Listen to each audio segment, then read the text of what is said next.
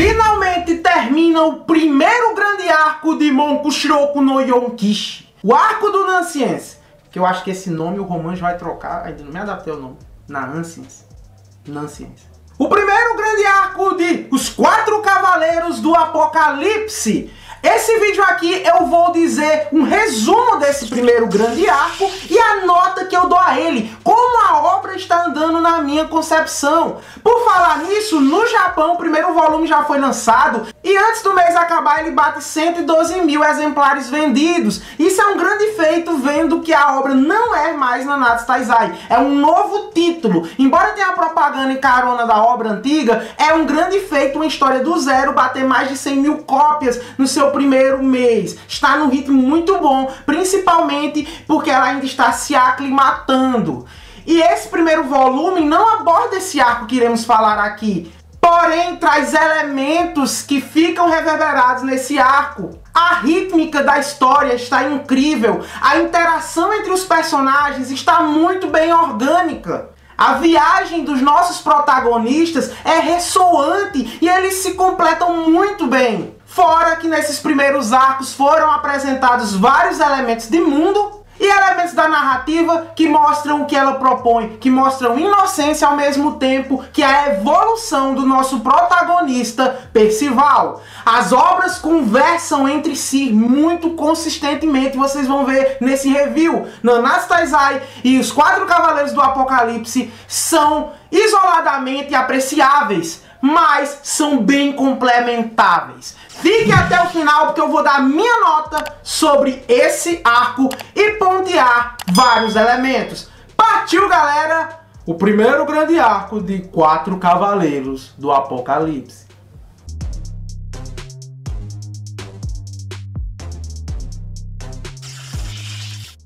Vamos ao resumo, galera. O arco se passa no desfiladeiro Ecoante, uma antiga terra habitada por gigantes e fadas. Esses elementos já devem ser pistas de alguma história envolvendo a relação de gigantes e fadas nesses 16 anos. Agora, atualmente, o desfiladeiro Ecoante abriga algumas fadas, uma giganta, mas está repleto de criaturas e plantas infernais e caóticas.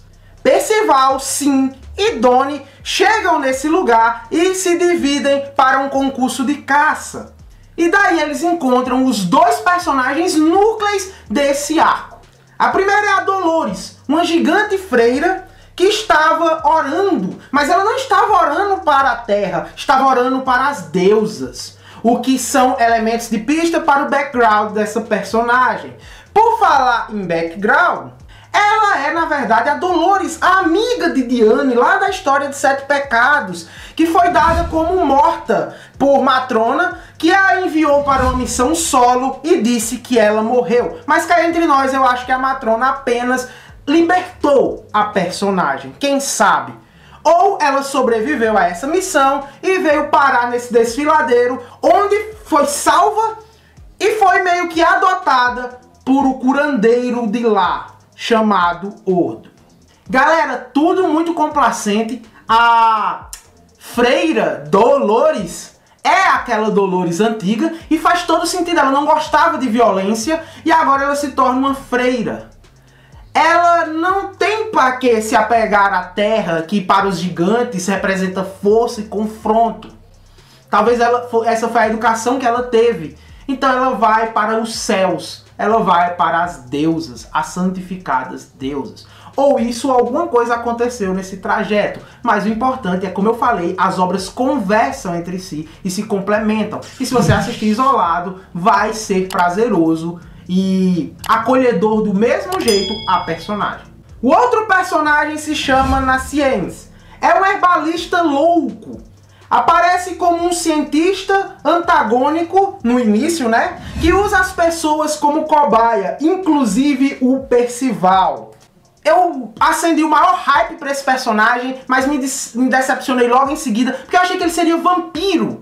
E seria bom ver essa raça abordada, além das 5 grandes raças. Um vampiro no meio da galera seria muito show. Mas não, o Nanscience sai sangue da boca dele, porque ele tem o costume de, quando está excitado com algum experimento, ele morder os lábios. Eu olhando minhas waifus nos anos. Bom, Nanscience, na verdade, é outro filho do Ordo, e ele tem como objetivo curar dominar o desfiladeiro, mesmo sofrendo a estigma daqueles que acham que ele é o culpado por essa demonificação dos seres de lá.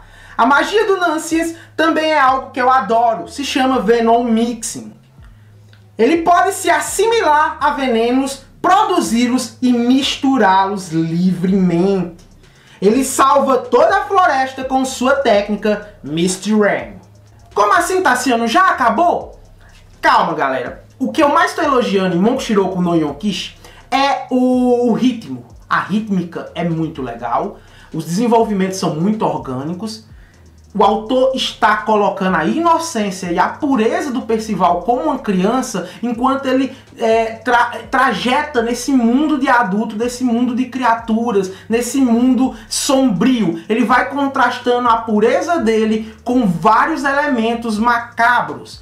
E é nesse momento que os dois núcleos de combate, os dois verdadeiros núcleos antagônicos, aparecem na trama. Graças a Percival beber um dos venenos que o Nunsians fez, ele só virou, nem se importou, permitiu que o Nunsians fabricasse o veneno de curar o desfiladeiro. Mas tinha gente que queria que o desfiladeiro fosse destruído de toda maneira.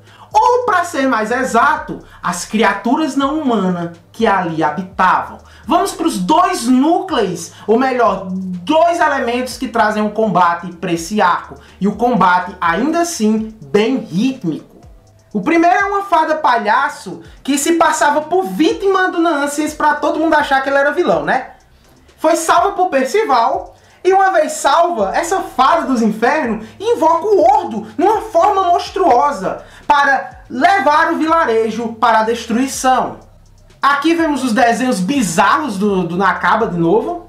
E eu gosto muito, é bem horroroso, é bom, mostra como a humanidade daquele ser foi deturpada com aspectos monstruosos. O Ordo tá bem assustador. O Ordo luta com geral, incluindo com seus filhos que ele adotou, né? A Dolores, a giganta freira, e o Nunsians. Porém, ao matarem a fada, o verdadeiro inimigo aparece. E ele é o Talisker, o Cavaleiro Ambar, que transformou Ordo em um monstro destruidor pelo simples motivo dele usar a medicina para ajudar outras raças além da dos humanos. E nos é falado sobre o Arthur. Arthur quer uma terra de humanos, uma terra pura. E como eu falei, as obras conversam entre si. Em Nanatsu Taizai é fechado na quebra da segregação das raças. As 5 raças em guerra de 3.000 anos são divididas. Só que em Nanatsu Taizai acaba-se com a união dessas raças. Gigante casando com fada, demônio, com o clã da deusa, tal. Acabou isso. Porém, 16 anos depois, agora o Arthur, com todo o poder do caos, ele interpreta, pelo menos segundo Talisker, que a humanidade é que deve ser pura, é que deve prevalecer. O resto das raças não merecem. Esse pensamento também é coerente. A obra de Nanatsu Taizai, até 4 Cavaleiros do Apocalipse, por mais que alguns não tentem se aprofundar na leitura para ver, ela é muito bem coerente, sim. Esse pensamento, se a gente lembrar na história do caos, enquanto ele vinha criando os seres, todos os princípios iniciais foram falhas, até que ele encontra um ser perfeito, que é a humanidade, que é tanto capaz de mal quanto de bem. É a harmonia, é o equilíbrio. Então, agora que o Arthur se assimilou ao caos, ele pode crer no mesmo. Ele pode crer na visão em que a obra-prima do caos é a humanidade, o resto é falha. E ele querer apagar essa falha enquanto ergue a humanidade. Porém, essa informação que eu acabei de dizer só será liberada se o Percival acertar um hit no Talisker. E eu adorei o Talisker, Cavaleiro Ambar, douradão, e que colabora com um dos elementos que eu venho dizendo aqui no canal. Muito bem, uma vez estabelecido, começa a melhor luta até agora de 4 Cavaleiros do Apocalipse na minha concepção. Pelo menos a luta mais funcional, que ela é funcional para a primeira vitória direta do Percival, além da domagem ou amplitude do seu poder. É nessa luta que a gente vai ver que Percival é puro, porém forte. Ele é alguém que está aprendendo, porém alguém que é muito singular. A gente reverbera o início do que é o conceito de um dos 4 cavaleiros do Apocalipse que podem acabar com o mundo. Isso se reflete na única, exclusiva e curiosa magia do Percival. Fora que um dos grandes acertos do arco não, da história, por ter escolhido o Percival como protagonista e não Tristan, é a combinação perfeita de comédia com cenas sérias de luta. Isso lembra muito One Piece, o Luffy muito puro, e o Oda diz, o criador do One Piece, que criou o poder do Luffy para que ele pudesse trazer comédia para qualquer situação de conflito, qualquer situação, por mais séria que fosse, pudesse trazer sorrisos. E isso Percival também faz. Com o poder do Percival, ele consegue perfeitamente colocar humor nas batalhas e ainda fascinar as pessoas com seu poder. A magia do Cavaleiro Ambar é chamada de Calamity, o poder de controlar o tempo, tempo se referindo ao clima, claro. Já Percival, a magia dele vira qualquer coisa. E para isso utiliza de mini Percivais que são muito cômicos, são muito engraçados e que acabam sempre encabulando e quebrando as expectativas dos inimigos, por mais sérios e cruéis que eles sejam. Isso é uma boa dosagem harmônica de humor, batalha e situação tensa. Cara, isso é muito genial. E é um dos corações rítmicos da narrativa, bem a la Goku lá no início. Goku bem de boas, aprendendo aquela narrativa inocente que vai se desenvolvendo e se tornando algo cada vez mais crescente. Daí temos o embate dos dois. O Talisk usa chuva de granizo, porém essa chuva de granizo é comida e cuspida pra fora por um bonecão gigante do Percival que é feito pelos seus minions. Nem mesmo golpe físico o Talisk consegue acertar no Percival, porque a aura que o cerca não deixa, ela é defensiva também, ela é altamente adaptável, essa magia vira de tudo, se molda e protege. Ele usa um Thunderbolt Ryo-Pisser, que é um grande trovão, um grande relâmpago, na verdade, um raio, porém esse raio é sugado por uma mãozona gigante que o Percival fez com a áurea. E ela não só bloqueia, como se assimila a eletricidade, fazendo o Percival usar uma mãozona de magia elétrica, mais uma vez devolvendo a magia do Talisk. E para finalizar, no fim, o golpe mais forte, Calamity Beard do Talisk, versus algo que o Percival tenha que materializar como arma. E Percival, pelo ataque Calamity Beard ser que nem um pássaro, e lembra o pássaro pedra lá do primeiro capítulo, o Percival lembra de como seu avô fatiava os pássaros pedra. E ele materializa uma espada gigante de aura igual a do seu avô. Ele fatia o pássaro, o inimigo e o desfiladeiro, obliterando o Talisker. Veja como a obra está muito bem consistente.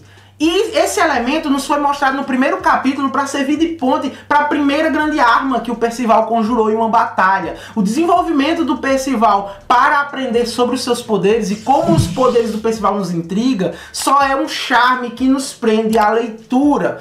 Toda a ritmo em situação problema, conhecimento e imersão para com os novos personagens, desafio e superação do desafio foram extremamente bem casados nesse arco. Não tenho como dar outra nota. Dentro da proposta que a obra se propõe, eu não sou fanboy, vocês me conhecem bem, eu sempre digo... Quer traga haters pro canal ou não, eu sempre digo mais puro julgamento. E nesse momento, esse primeiro grande arco de Monkushiroku no Yonkishi recebe pelo Quinquinho nota A. Eu já disse nesse review, tudo conversa, tudo ressoa, o ritmo é ótimo, a obra não se atropela, ela não corre, ela não quer gritar, olha o poder! Ela trabalha muito bem diversas dosagens de humor, de desafio, de suspense, de mistério. Ela é impressionante e, no fim, consegue se recrutar o Nascience, que está deveramente apaixonado, estamos shippando, eu tô quase shippando, eu tô shippando, está completamente fissurado no Percival, que foi o seu primeiro amigo, embora o mesmo trate como primeira cobaia. Não falei muito do Nanciens, suas magias, suas técnicas, talvez eu faça um vídeo próprio, mas ainda é um personagem que eu gosto muito e será o cérebro do agrupamento. Não feche o vídeo ainda, que eu vou dizer uns ponteamentos ainda. Ponteamento 1. Assim como eu falei antes, os inimigos iniciais, eles estão representando as 4 cores dos Cavaleiros do Apocalipse. Mesmo eles sem serem os Cavaleiros do Apocalipse, os inimigos que estão sendo mostrados estão vindo com essas cores. Ironside tem a armadura vermelha. Peligard tem a armadura negra. Talisker tem a armadura âmbar, que é amarelo. Então o próximo, na minha concepção, deve ser um cavaleiro de armadura branca. Outra notícia importante é que os servos do Arthur administram os Kontou no Sui, que são os cajados do caos. Possuem poder caótico e podem mudar os seres. Adorei o design, cajados com aspectos, com faces bem loucas, bem distorcidas, que representa a distorção que o autor impõe toda vez que ele está desenhando criaturas geradas pelo caos. Criaturas um pouco amórficas. Outra, como assim Arthur não quer humano? E o Nanashi que tá do lado dele? Como assim? E o Nanashi? Será que o Arthur aceita híbridos? Aceita, tem parte humana, mas e o Nanashi? O Nanashi é do clã das deusas. O que a Merlin tá achando dessas escolhas do Arthur? Onde ela está nessa história? Cara, isso tá muito gostoso. Seja você nunca tendo lido Nanatsu, ou se você tiver lido Nanatsu, é que você vai ficar doido mesmo. Talisker fala do reino eterno, Everlastinger. Pode ser a nova Camelot. Ou pode ser alguma adaptação contextual japonesa que não quer dizer nada. O reino eterno pode ser adjetivo para o reino na qual ele vem. Que vai acabar sendo o Camelot 2.0 de todo jeito. Galera, essa é a minha análise. Vou voltando muito com o Nanatsu aqui no canal. Demorei pra me atualizar, mas foi gostoso demais ler como maratona. E eu pude pescar todos esses abraçamentos da narrativa, e eu gostei muito. Espero que estejam gostando. Se não estão, abram o coração, porque a obra, galera, pra quem gosta dos animes das antigas, essa obra tá com um ritmo muito inocente, um ritmo muito crescente, de grande potencial. É isso que tô achando, tá muito gostoso a leitura. Sabe o que é mais gostoso também? É um like aqui e um compartilhamento para ajudar esse vídeo a se engajar e atrair mais leitores de Monko Shiroko no Yonkishi. Tô ficando por aqui, meus garotões e minhas garotonas. Um forte abraço a todos vocês e valeu!